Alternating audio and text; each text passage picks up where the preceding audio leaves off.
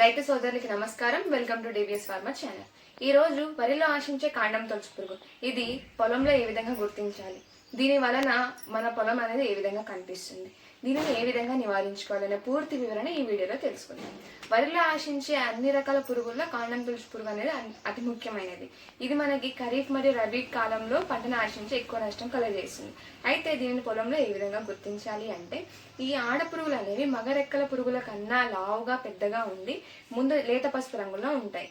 ముందు జత రెక్కల మధ్యలో నలుపు రంగు మచ్చ అనేది కలిగి ఉంటుంది. అదే మగ రెక్కల పురుగులకైతే లేత పసుపు రంగులోనే ఉంటాయి, కానీ వీటి ముందు జత రెక్కల మధ్యలో నలుపు రంగు మచ్చ అనేది ఉండదు. వీటి గొంగళి పురుగులు ఏ విధంగా ఉంటాయంటే లేత పసుపు రంగులో ఉండి వాటి తల అనేది గోధుమ రంగులో ఉంటుంది.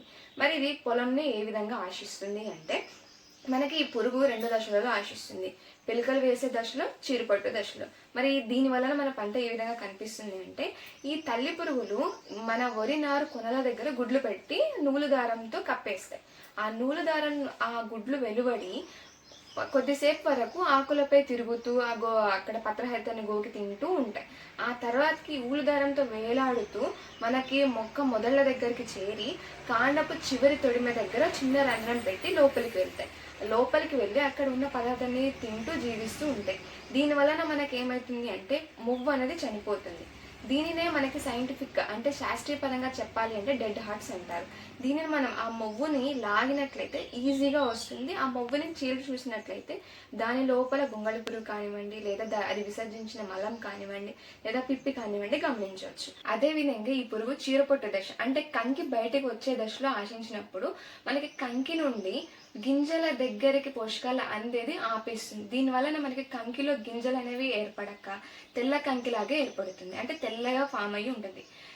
అదే విధంగా ఇది అసలు ఏంటి అంటే, ఇది ఆశించినప్పుడు మనకి నార్మల్గా వరి పైరులో చూసినట్లయితే గింజలు అనేవి, కంకి అనేది కూడా బరువు ఎక్కిపోయి గింజలు బరువుగా ఉండి కంకి అనేది కిందకి వాలినట్టు ఉంటుంది, మనకి సహజ వర్ణం కలిగి ఉంటుంది. అదే ఈ పురుగు ఆశించినప్పుడు మన కంకి అనేది స్ట్రైట్గా ఉండి కిందకి వాల్చకుండా ఉండి దూరం నుంచి చూసినా స్పష్టంగా కనిపిస్తూ ఉంటుంది.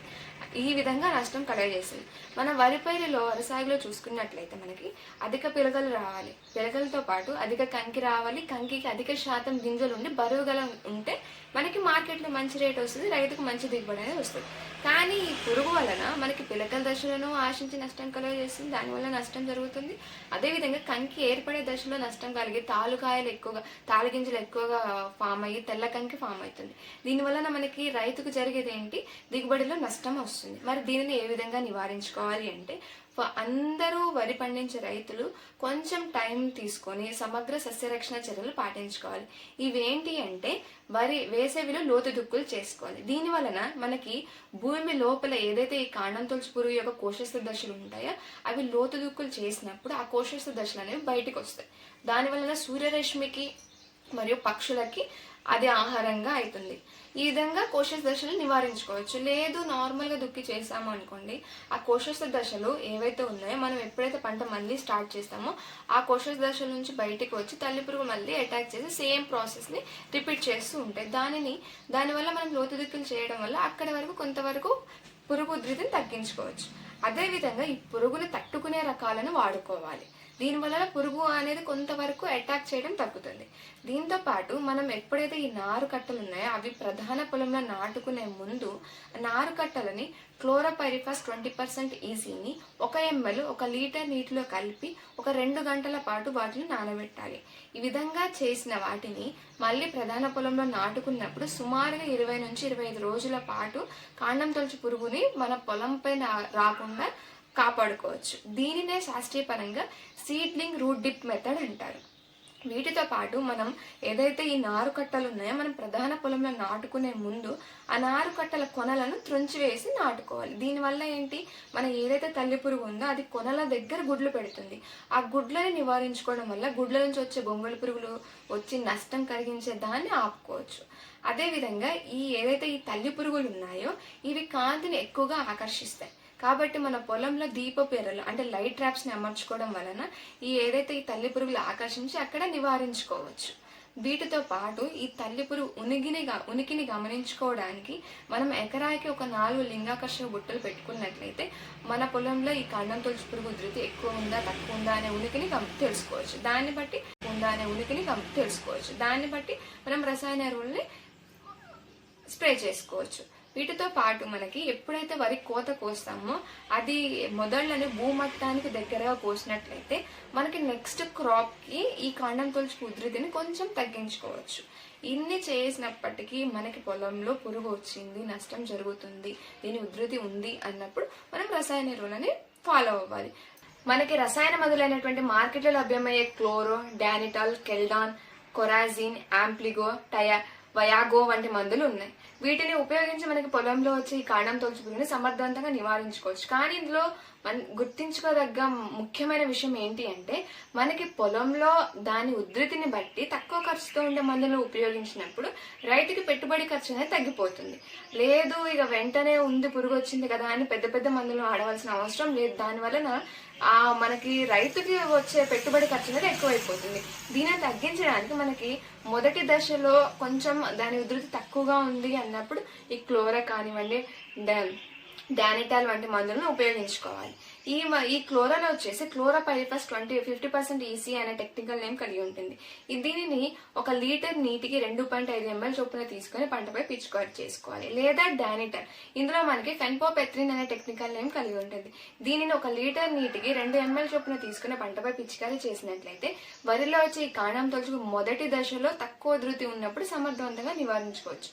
లేదు దీని ఉధృతి కొంచెం ఎక్కువగా ఉంది అన్నప్పుడు మనకి మార్కెట్లో లభ్యమయ్యే కెల్డాన్, ఇందులో మనకి కాటాప్ హైడ్రోక్లోరైడ్ అనే టెక్నికల్ నేమ్ కలిగి ఉంటుంది. దీన్ని మనం 1 లీటర్ నీటికి 2 లేదా 2.5 గ్రాముల చొప్పున తీసుకుని పంటపై పిచికారీ చేసుకోవచ్చు.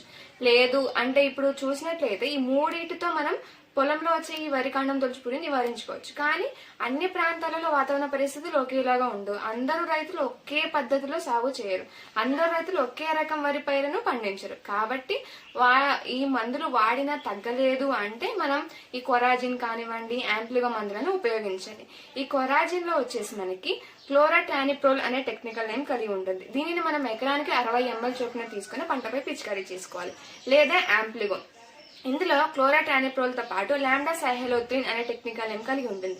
దీనిని మనం ఎకరానికి 100 ml చొప్పున తీసుకుని పంటపై పిచికారీ చేసుకున్నట్లయితే వరిలో వచ్చే కాండం తొలుచు పురుగుని సమర్థవంతంగా నివారించుకోవచ్చు.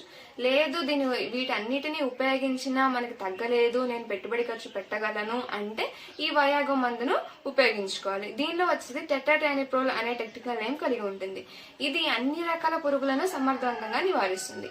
ఈ విధంగా మనకి ఉధృతిని బట్టి మందులు ఎంచుకోండి. తక్కువ ఖర్చుతో మనం పురుగులని కంట్రోల్ చేసుకోవచ్చు. కాబట్టి దాని ఉధృతిని గ్రహించి అప్పుడు తక్కువ ఖర్చుతో ఏ మందు ఉపయోగించినా ఆ మందును ఉపయోగించినట్లయితే మనకి వరి పైరులో తక్కువ పెట్టుబడితో ఈ పురుగుల ఉధృతి తగ్గిపోతుంది. దీన్ని నివారించుకోవచ్చు. అదే విధంగా మనకి దిగుబడి అనేది పెరుగుతుంది. అది కూడా నాణ్యతగా కూడిన దిగుబడి అనేది వస్తుంది. కాబట్టి రైతుకు మంచి లాభాలు అనేది చేకూరుతాయి. నా వీడియో ఈ విధంగా ఈ మెథడ్, నేను చెప్పిన మెథడ్స్ సమగ్ర సస్యరక్షణ చర్యలు పాటించినట్లయితే వరిలో అధిక దిగుబడులు సాధించుకోవచ్చు. నా వీడియో నచ్చినట్లయితే లైక్ చేయండి. ఈ విషయం వాల్యుబుల్ అనిపిస్తే ఇది ఇతర రైతులకు చేరే విధంగా షేర్ చేయండి. మా ఛానల్ ని సబ్స్క్రైబ్ చేయండి. రైతు సోదరులకి ధన్యవాదాలు.